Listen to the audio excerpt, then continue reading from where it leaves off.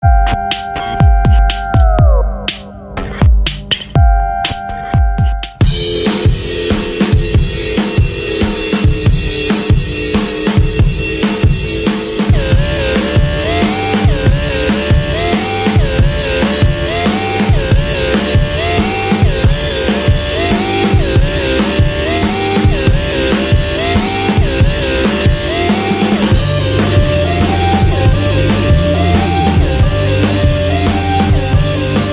mga good. It's me again for Conversations episode 6. First of all, I would like to thank Mr. Blaze for accepting my invite for the episode 5. It was really fun, though medyo bitin, but that conversation went very much detailed and interesting, especially for those who are actually was able to know him ever since the hip hop history started. So we're very much thankful for his participation, and at the same time, for giving us the opportunity to actually interview him for that episode. It was really something that I'm very much thankful about. So, our next guest, I don't want to take this intro for a very long time. So, episode 6, let us welcome one of the most passionate and supportive person in the local hip hop scene. Seldom that you see individuals like him in the scene where they support our local artists to fulfill their dreams as they thrive to do better to their chosen craft. He is a full time physician, and you're correct. He's a doctor. Yet his enthusiasm towards the hip hop culture is truly exceptional. He's also the author of Night of the Kaiju, Kaiju Double Barrel, When the Lights Out, Rare, and a lot more.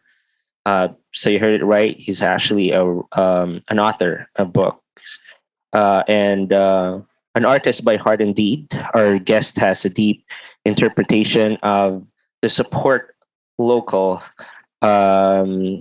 theme. And he will be sharing some awareness to all of us as he looks back to his humble beginnings and current practice.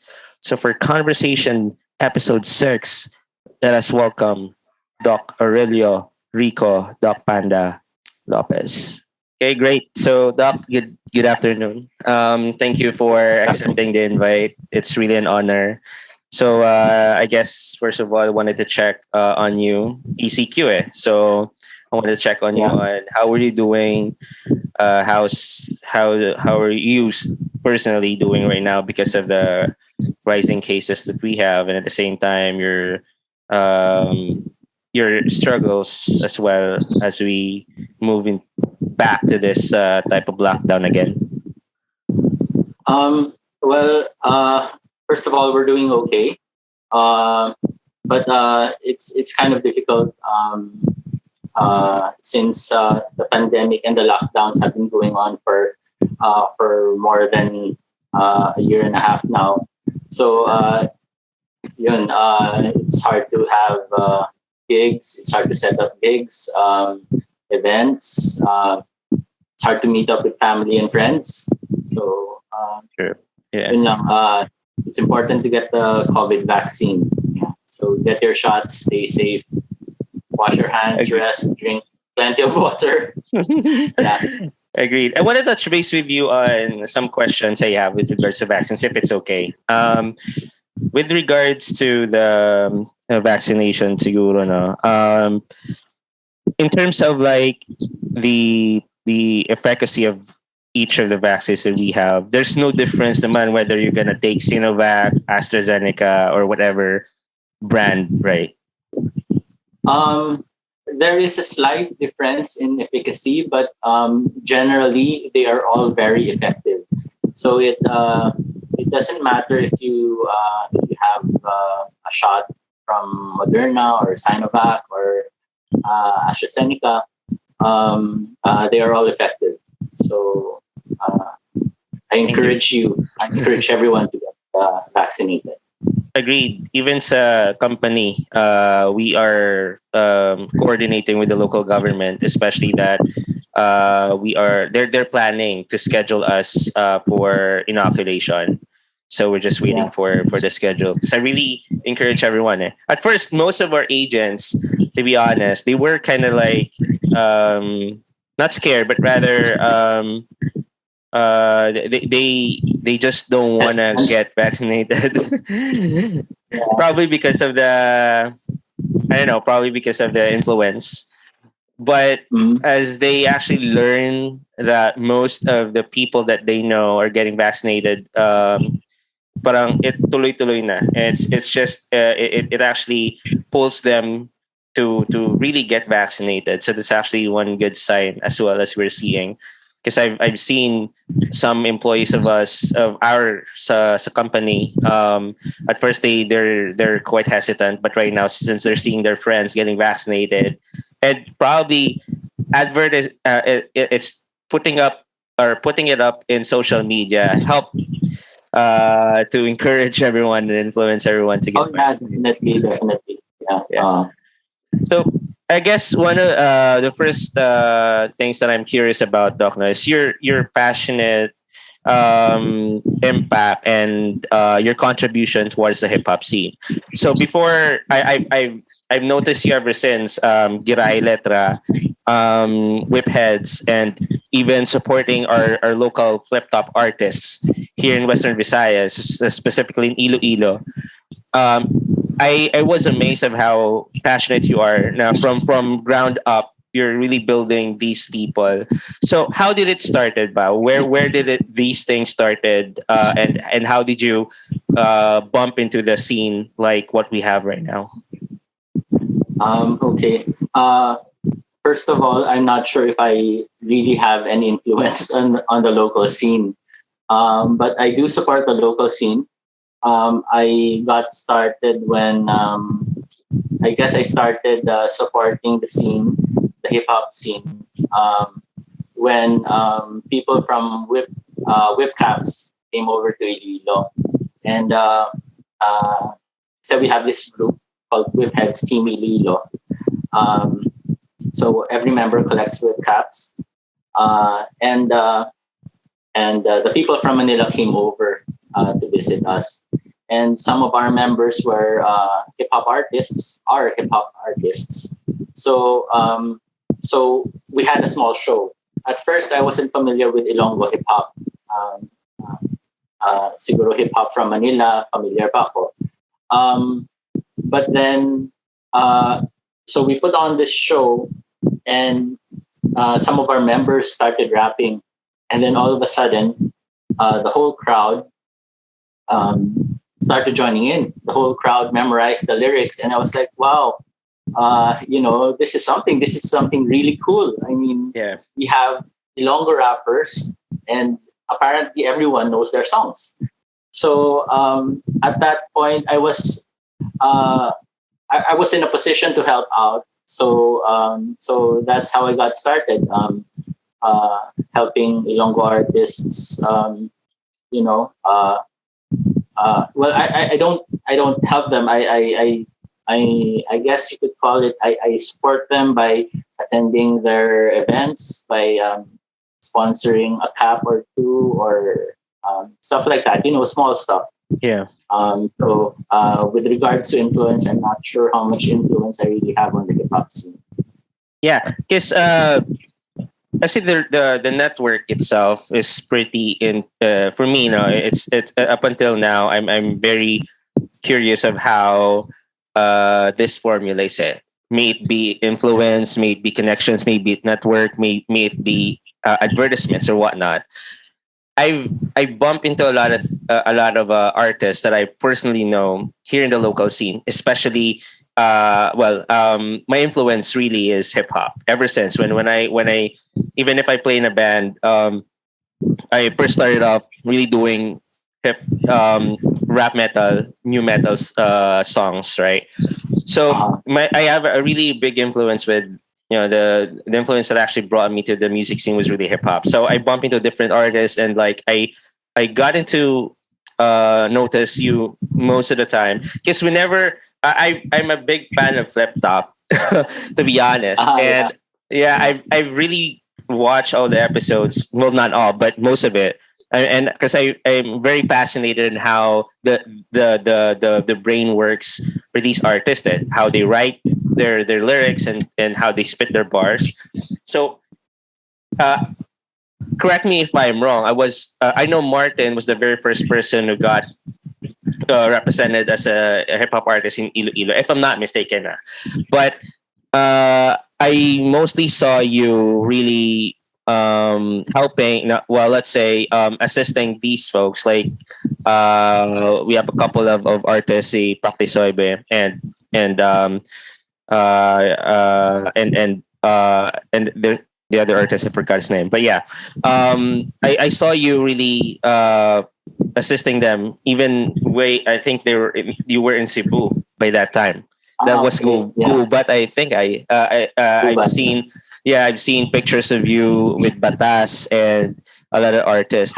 So so at that point, I guess the influence really, that because the influence that I've known is that it catches everyone's radar. No, not everyone, but most of the people that I know.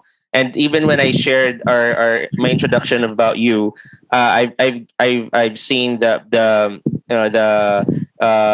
shares, and at the same time the reach of the post really made a huge in terms of analytics sa sharing.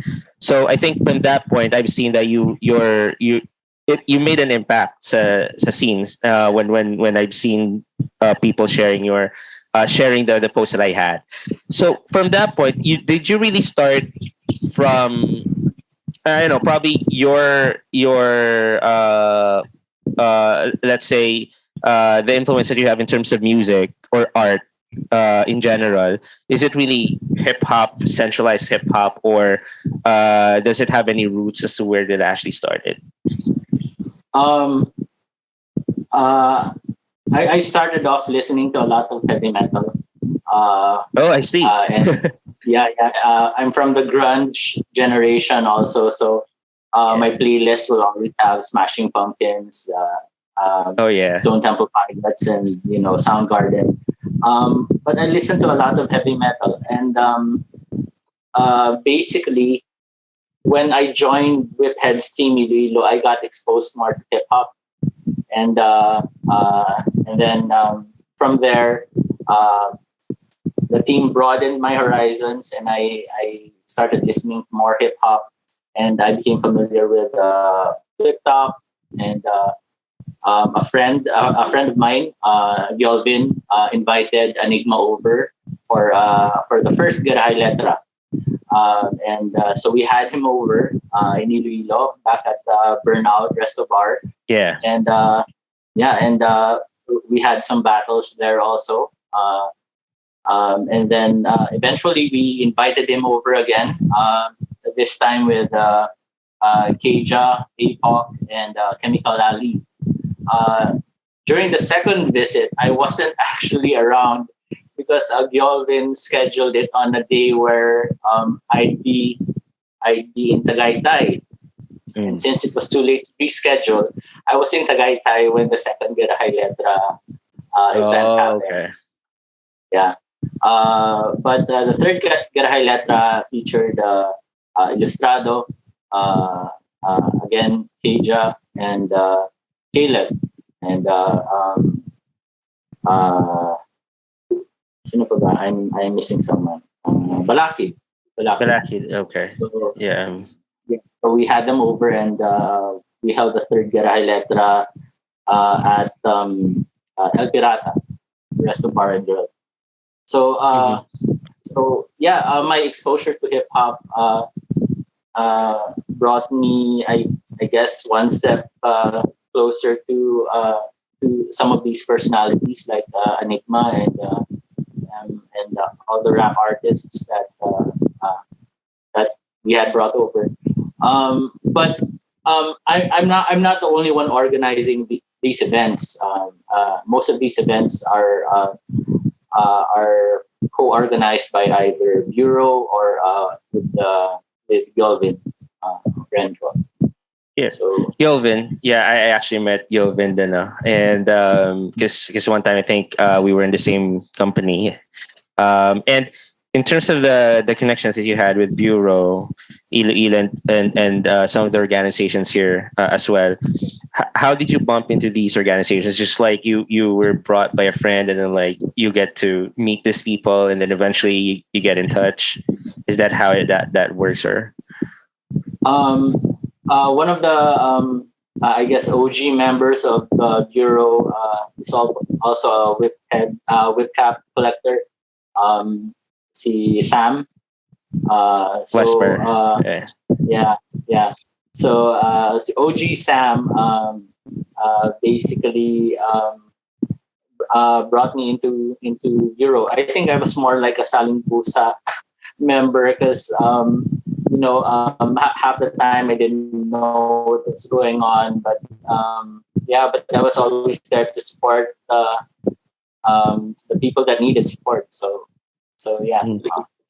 And correct me if I'm wrong, Doc. Now you're not really from Iloilo, am I right? Or uh, My dad is he's from Sara. My mom is from Capiz. But oh, I see. when they got married, they moved to Mindanao. So siguro the first dialect that I learned was Cebuano. But I wasn't allowed to speak Cebuano in the house because my mom's an English teacher. So Oh, great. yeah. So yeah. So it was basically English, probably 80% of the time. So yeah. So even when I speak Hiligaynon, there's this slang accent. People know I'm not from around here, but my parents are. Yeah. I see. And do you have future plans with regards? I know that you're not the only one who's organizing this events for artists here, but did you like have planned out some of the some events and some projects? Just probably it got stopped because of the pandemic, but do you have any future plans for the scene? Or? Yeah. We had some plans, some really cool plans, but then because of the lockdown and the COVID pandemic, we had to put that on hold. Uh, I can't say who we were gonna bring over, but we Uh, hope they're still up to it. As soon as all these lockdowns are done with the pandemic, as soon as most of us have gotten vaccinated and travel is safe already, hopefully we can bring along these artists, huge artists, and have an event again. That's great. That's something that we can actually look forward to. That and I can't mention names, baka maano eh. Majinx or Mag-jinx. Yeah. okay, I see. Now let's talk about you being an author of your books, right? Uh-huh. Um, how did you get into writing? Or yeah, creating books. Well, as I mentioned, my mom's an English teacher, so from an early age, I was exposed to a lot of stories like Huckleberry Finn and Tom Sawyer, a lot of the classics, and I enjoyed storytelling. When I was a kid, my mom used to say, if you read a book and you give me a summary of the book, I'll give you, like, for example, a prize or something. So what I would do is I pretend that I had read a book and just showed her the book and make up a story. Oh, okay. Make up a story just so that I get the prize or the reward. I think my mom She pretty bought it. much knew Oh, okay. I was lying about it, but I think it was fun for the both of us. So Right. from an early age, I was a storyteller, and then I was active in our high school paper and college paper, um, and eventually, because of the internet, I got exposed to a lot of foreign horror authors. because I'm really into horror. The first book I read was a horror book. It's, The Vision by Dean Koontz. So I think that set the course towards horror, the Right. horror genre. Had I read a romance novel, maybe I'd be writing romance right now. But I read a horror book, so I write horror poetry and horror fiction, basically. Yeah. What was the first book that you actually wrote? Uh, I wrote a collection of essays that I self-published. Well, I didn't self-publish it. I had asked money from my mom to publish it for me. It was called Stuff, like humorous Mm. essays. Um, but the first horror book that I wrote was called Food for the Crows. It's a zombie apocalypse novella set in Iloilo City. And one of my friends, it was published in 2012, by the way, by a UK publisher Mm. called How They Quarantine Press. How They Quarantine Press or Publications. Um, Here in anyway, Iloilo. no, in the Okay. UK. Oh, I The see. UK. Okay. Um, and back then we didn't have 7-Elevens. But I had to use the 7-Eleven franchise or convenience store chain because a lot of foreigners probably wouldn't recognize Monsterific or Go Oh, Mart. yeah. Yeah, so Go Mart. I had to use 7-Eleven so that more people would understand. The convenience store. It's called 7-Eleven, not Monsterific, and so it wouldn't create any confusion. Anyway, after the book was published, siguro a year and a half later, the first 7-Eleven in Iloilo was being constructed. Okay. And, yeah, one of my readers from here said, wow, it's kind of like prophetic. uh, Now you placed 7-Eleven and now we have 7-Elevens. 7-Eleven. Okay. Yeah. And after that, you went on writing stuff. And in terms of like creative process, or was there really a creative process in place? And probably there is. How do you start, like conceptualizing the the novel that you're gonna write? Or is it just like you've watched something or you experienced something along the way and then like made it into a story? Okay. A lot of my books start, or the idea for any of my books usually starts off with the question, "Wouldn't it be cool if blank?" So, Mm. wouldn't it be cool if zombies were in Iloilo? So that was the idea for Food for the Crows. Then wouldn't it be cool if there were kaiju attacking the island of Panay? So Mm. that's where kaiju double barrel.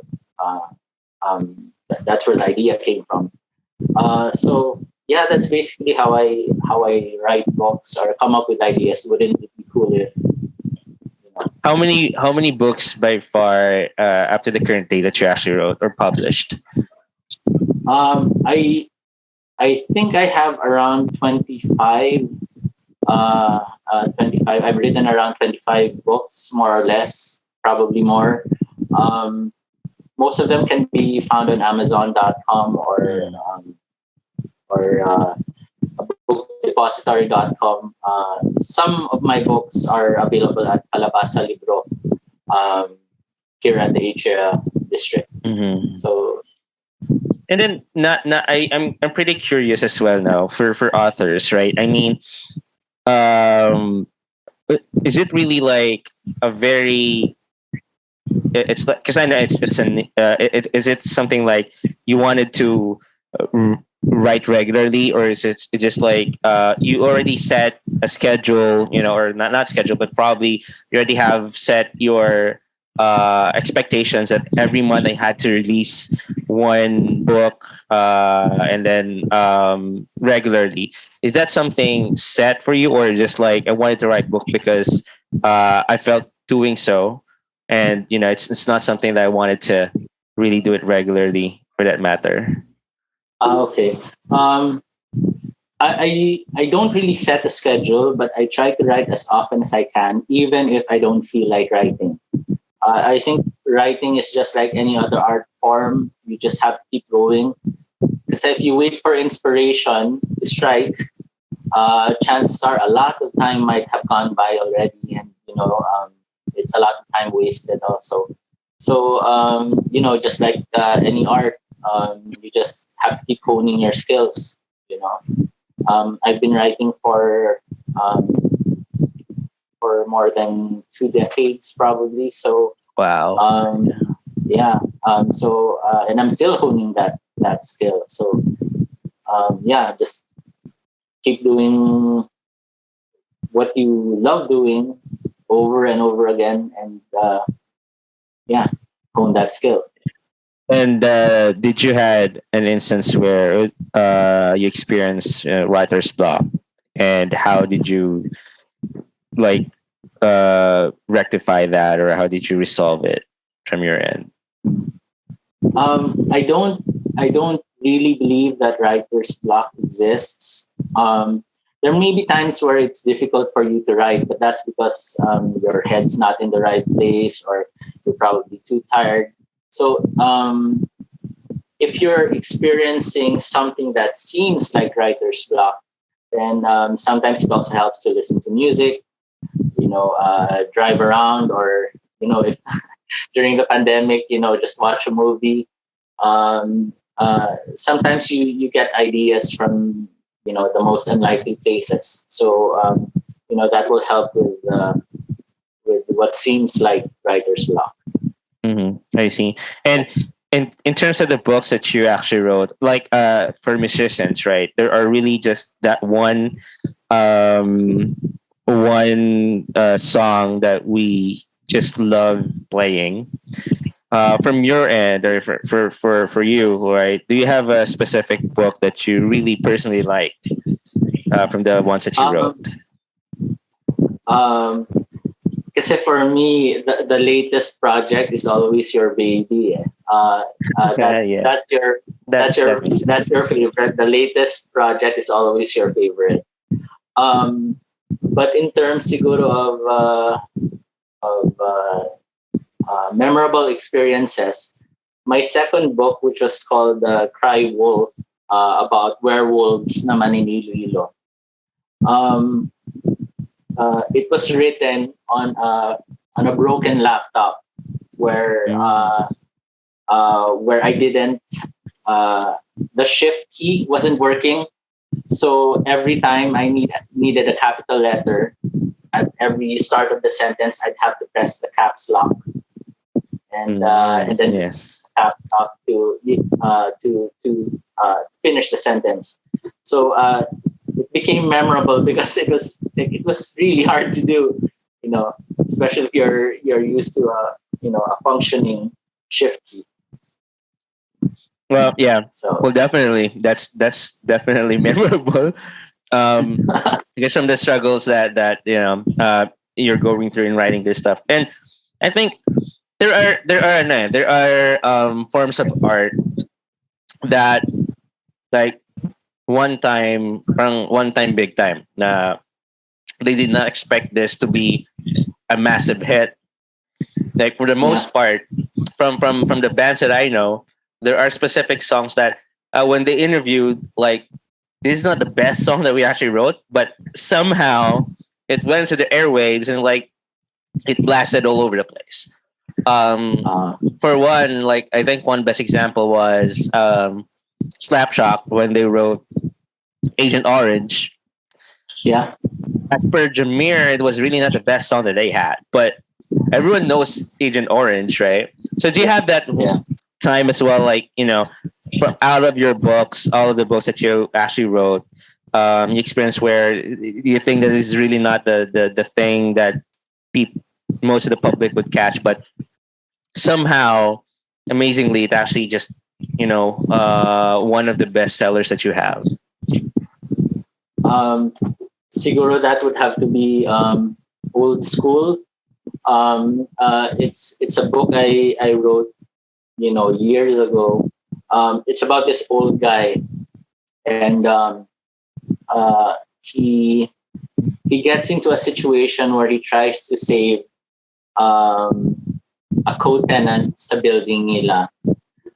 Problem is the co-tenant um, is sort of like a prostitute, and she's being controlled by a crime syndicate.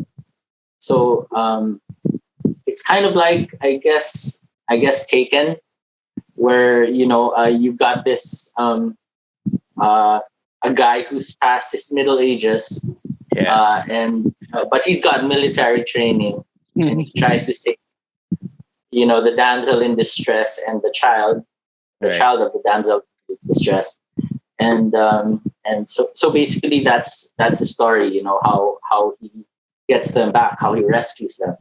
Um i i didn't think that it would satisfy a lot of readers, but surprisingly, a lot of people, a lot of my readers enjoyed it, and they sent me messages saying that it was a pretty cool book. Does it have a sequel? Unfortunately, I don't. Oh, okay. I don't write sequels. I write standalone stories. So So very exclusive, yeah. basically, in story. Very exclusive lang Uh, for Di naman one. exclusive. I guess I just have a lot of ideas or a lot of stuff that I'd like to write. And if I write a sequel to any of my books, it's like I'm still there, the Yeah, same place. Yeah. it's good. Cause ano eh, looking at, because I was actually browsing through Amazon with the books that you actually published. How do you pick or how do you visualize the cover art? Um. Uh. I I don't know. A lot of the times, it's the publisher who does the cover. But if I'm given a choice, and if they say, "Hey, is there someone you know who can do the cover?" then I usually pick someone local. I've had Sai Berlin of Oh yeah. Pangkero, yeah, designed the original artwork of uh, Kaiju Double Barrel, actually. Yeah. I Uh, see. when it was first released, it was released with a cover made by Sai Berlin. I've also had covers done by Art Hardilesa, who Mm. used to be an OR nurse at Mission Hospital.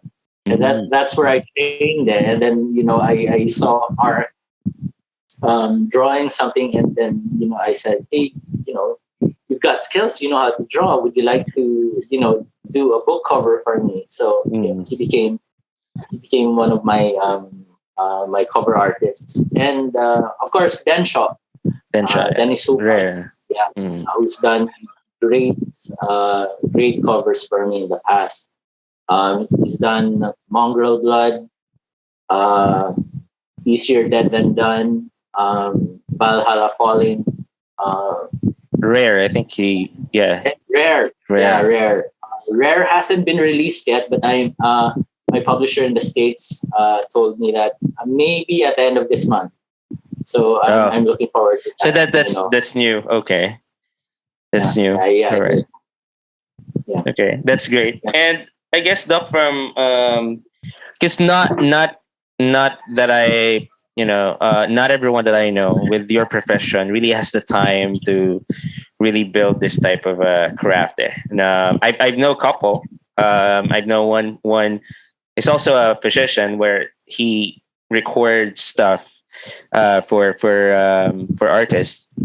So Oh, record songs, and he's also playing in a band. And there's really seldom that I see people like you with your profession really has the time to really, you know, have this craft and still pursue it, right? In terms of like yeah. supporting the local scene, I just wanted to know your thoughts about that, right? I mean, there are a lot of there are a lot of opinions going into fly with regards to support local. from your own, from your own thoughts and your simple words, right? What do you think really is the essence of the cultural thing they say is support local for you? Uh, when you say support local, to me that means you support um, people other than yourself. A lot of times it has, there's a bad stigma also if you keep using the hashtag support local, because most of the time, uh, or some of the time, the people who use the hashtag support local don't support local anyway. They just support themselves. So that's where a lot of arguments and disputes come in, because you want people to support you, but you don't support anyone else.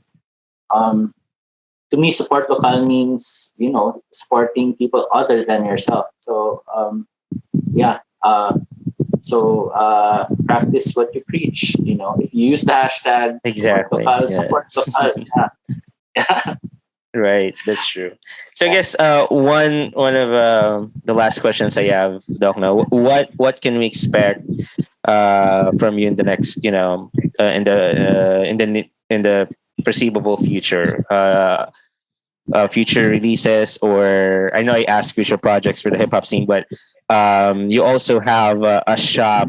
Oh, well, not a shop, but rather you also have a spot in the locals, right? Merch shop. So Oh yeah. Yeah. do you have new drops for whip caps and whatnot? Yeah. I sell whip caps and whip apparel over at the locals. Um, yeah, if you want to score whip caps, that's where you should go. Um, I have new stuff from Looney, Oh, great. and yeah, a bunch of caps and like a whole bunch of shirts. So be awesome, support local, Yeah, support local. Exactly. support local, um, and right. buy whip cap.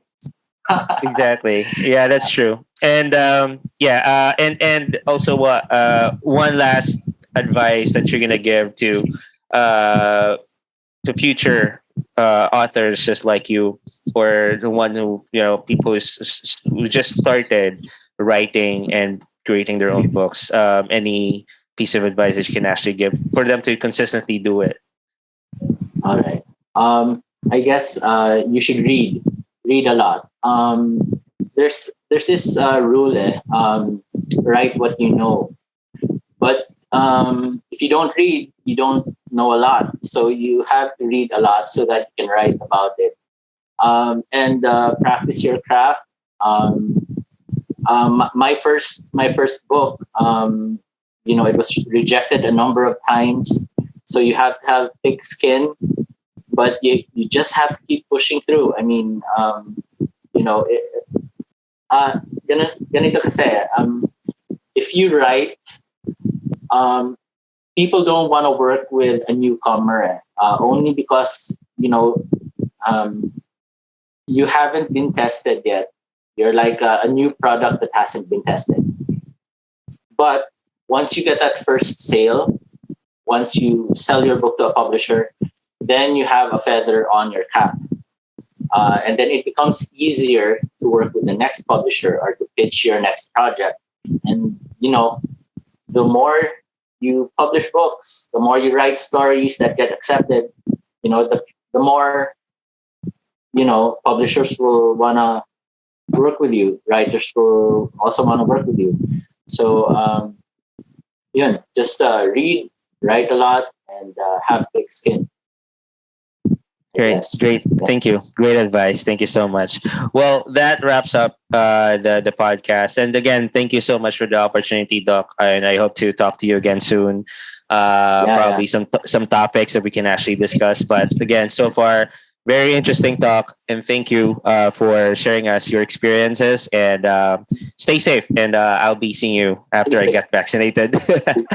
Thank you again. Salamat. Salamat. Thank you, Doc. All right.